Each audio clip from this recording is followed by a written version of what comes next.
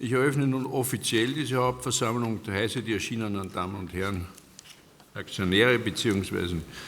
deren Vertreter willkommen und begrüße darüber hinaus die Mitglieder des Aufsichtsrats und des Vorstandes unserer Gesellschaft. Insbesondere möchte ich in diesem Zusammenhang den Vorstandsvorsitzenden, Herrn Diplom-Ingenieur Andreas Gerstenmaier, begrüßen, der seit dem Ausscheiden von Herrn Magister Thomas Obendrauf zum Ende des Geschäftsjahres 2012/13 auch dessen Agenten als Finanzvorstand übernommen hat und daher heute in einer Doppelfunktion, nämlich als CEO und CFO, anwesend ist.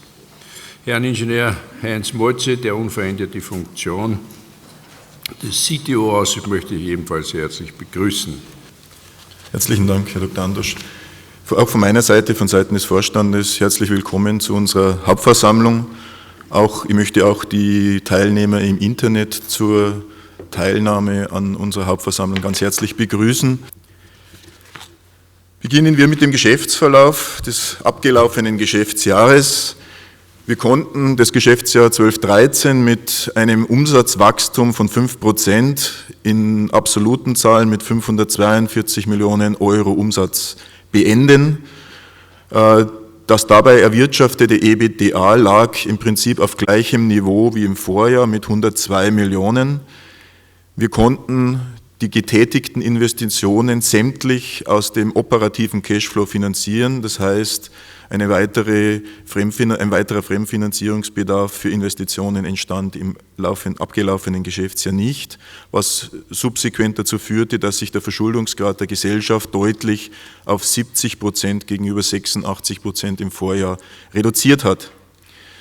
Wie wir in mehreren Veröffentlichungen bereits berichtet haben, setzen wir unsere marktseitige und kundenseitige Diversifikationsstrategie konsequent weiter fort und haben zuletzt ja darüber berichtet, dass wir in das Geschäft mit hochwertigen IC-Substrates einsteigen werden. Dazu werden wir das Werk in Chongqing, das mit 2016 operativ sein wird, ausrichten und ich werde im Folge des Berichtes dann noch auf weitere Details eingehen. In unseren Segmenten stellt sich das Bild folgendermaßen dar. Der Umsatz im Bereich Mobile Devices ist im Jahresvergleich zwischen 12/13 und 11/12 im Prinzip auf gleichem Niveau geblieben, im Wesentlichen dadurch bedingt, dass die ersten 6 Monate des abgelaufenen Geschäftsjahres dadurch geprägt waren, dass signifikante Projekte deutlich später in die Produktion kamen. Das heißt, Projekte unserer Kunden um einige Monate verzögert waren, was wir ja auch in den Quartals- und Halbjahresberichten bereits ausführlich erläutert hatten. Im zweiten Halbjahr lag besonders im Werk Shanghai die Auslastung auf einem sehr guten Niveau. Sie sehen das auch an der Umsatzentwicklung im dritten Quartal mit 90,7 Millionen, ein Rekordquartal in der Unternehmensgeschichte.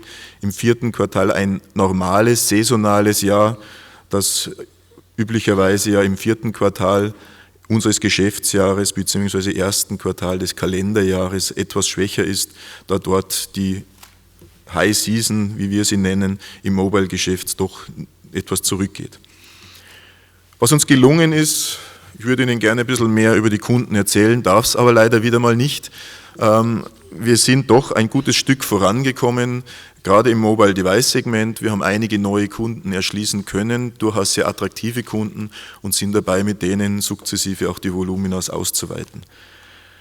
Industrie Automotive, eine sehr schöne Entwicklung, über 4 Quartale mehr oder weniger konstantes Wachstum. Hier im Wesentlichen der Treiber volumensmäßig das Automobilgeschäft.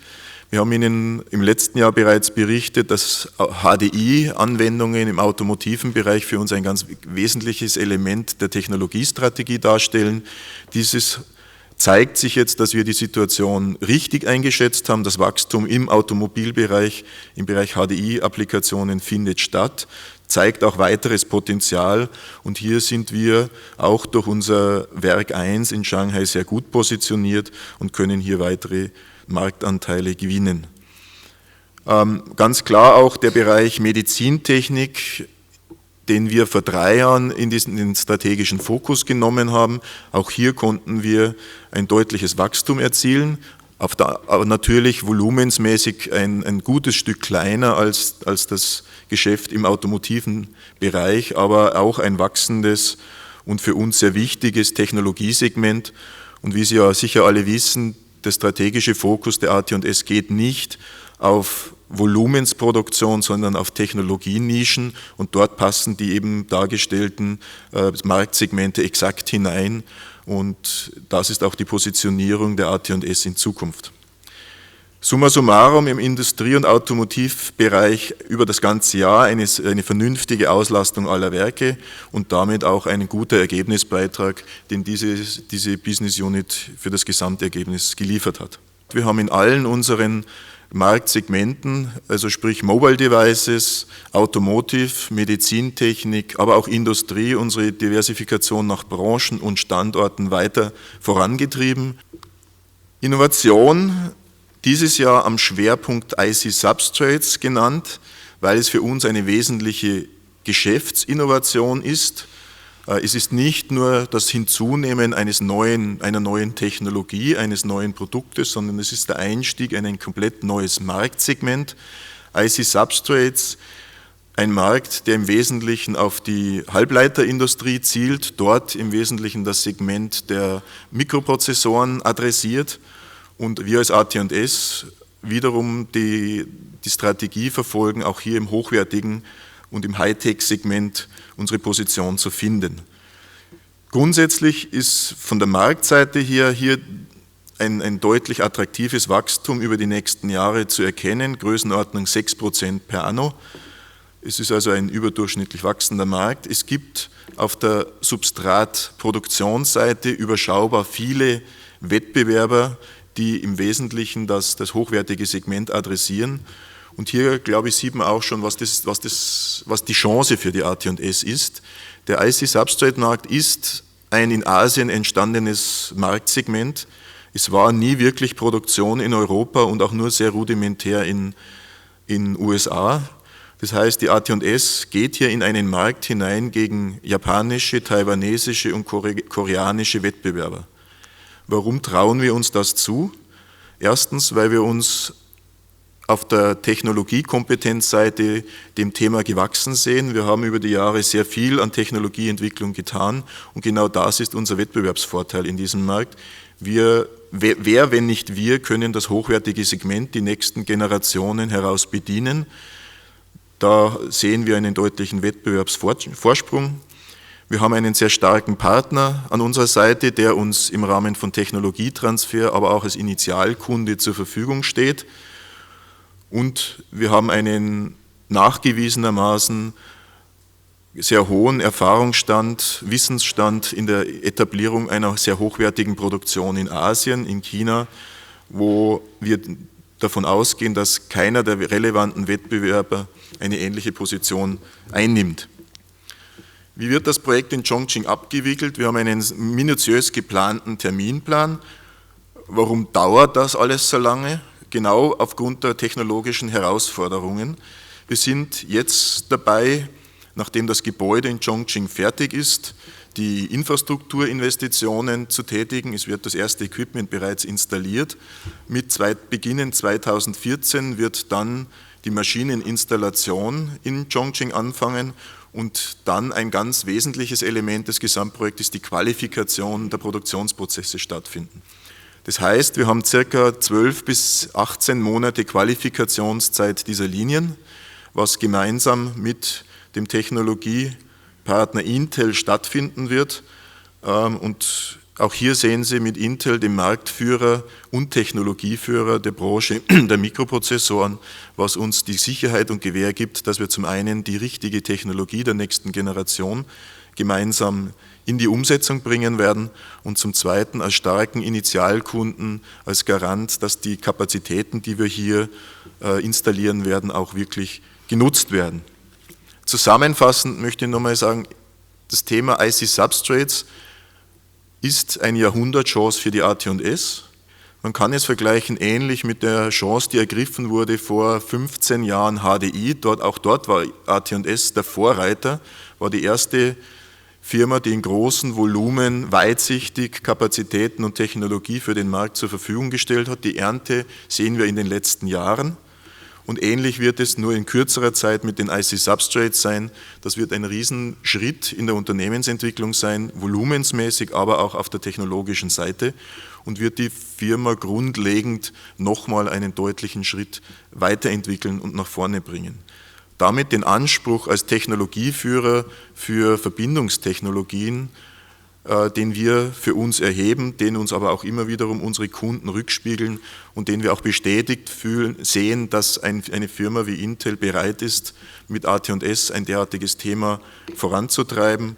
Wir können durch unsere technologische Weiterentwicklung weiter Zugang zu neuen Kunden generieren, und wir haben weitere technologische Zukunftspotenziale, einerseits durch unsere eigenentwickelte Technologie der Embedded Component Packaging Technologie, aber auch dann in Zukunft für die IC-Substrates. Und auch hier ist es wieder wichtig, den Schritt und die begonnene Strategie der AT&S konsequent weiter zu verfolgen, auf Technologie zu setzen und sich möglichst nah in den Märkten zu bewegen, in denen für uns der Wettbewerb stattfindet. Und was Leiterplatte und Elektronik betrifft, ist das Asien. Und Sie sehen, was ich vorhin bereits sagte, wir trauen es uns zu, in den Wettbewerb, in den Ring zu steigen gegenüber asiatischen Wettbewerbern. Und wir sind uns sicher, dass wir in diesem Kampf als Sieger hervorgehen werden, weil wir wesentliche Vorteile dort erkennen können. Ich werde beginnen mit den technologischen Herausforderungen. Was sind jetzt die technologischen Herausforderungen in der Elektronikindustrie? Auf der einen Seite haben wir die geografischen Marktverschiebungen. Wir haben einen Bevölkerungswachstum und eine Änderung der Altersstruktur. Wir haben neue Anwendungen, wie zum Beispiel ein intelligentes Umfeld, Maschine-zu-Maschine-Kommunikation, Elektromobilität und vieles mehr. Aus diesen Haupttrends abgeleitet ergeben sich für uns die Trends aus der Elektronikindustrie. Wir haben grundsätzlich die ökologischen Auswirkungen bei allen unseren Entwicklungen zu berücksichtigen, nachdem es natürlich in gewissen Bereichen Ressourcenmangel oder auch Rücksicht darauf zu nehmen ist, ganz einfach aus Kostengründen.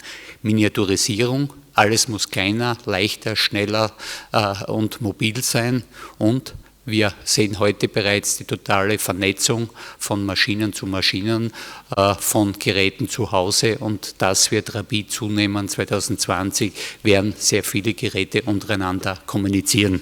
Wir haben als Fundament für uns sogenannte Werte.